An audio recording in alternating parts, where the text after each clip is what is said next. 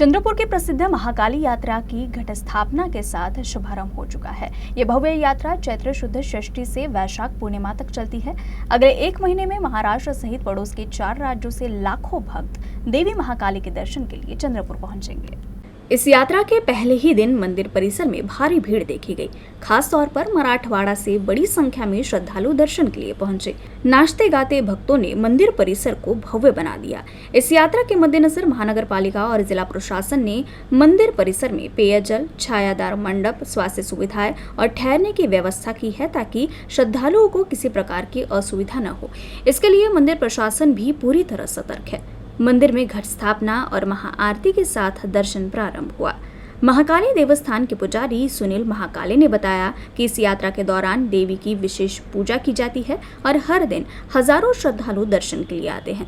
ऐसे ही भक्तों में यात्रा को लेकर भारी उत्साह है। ये यात्रा आस्था का केंद्र है। चैत्र नवरात्राची सुरुवात झालेली आहे। आज षष्ठी, आज घट बसलेला आहे देवीचा, महापूजा झालेली आहे, आरती झालेली आहे।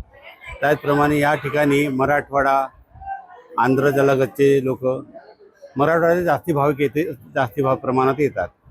त्याचप्रमाणे लोकांच्या रांगेची सोय, आणखी थंडे फवारे त्यांच्या रांगेमध्ये उभे राहण्यासाठी व्यवस्थित सोय केलेली आहे। मंडप टाकलेला आहे, त्यांना प्यायच्या पाण्याची सोय, आणखी ते राहायची सोय देवस्थानाकडून चांगल्या प्रकारे केलेली आहे। त्याचप्रमाणे प्रशासनाने पण चांगला परिसर साफ केलेला आहे।